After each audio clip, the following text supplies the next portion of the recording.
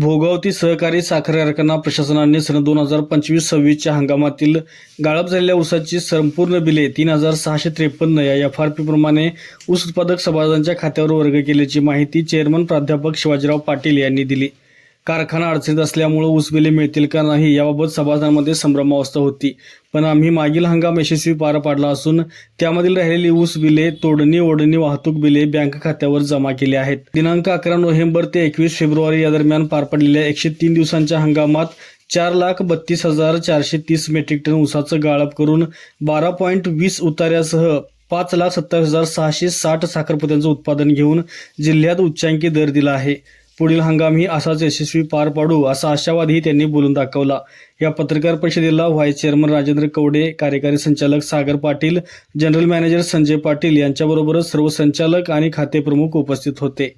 अशाच नवीन अपडेट्स आणि आपल्या भागातील बातम्यांसाठी या चॅनलला लाईक करा, शेअर करा आणि सबस्क्राइब करा।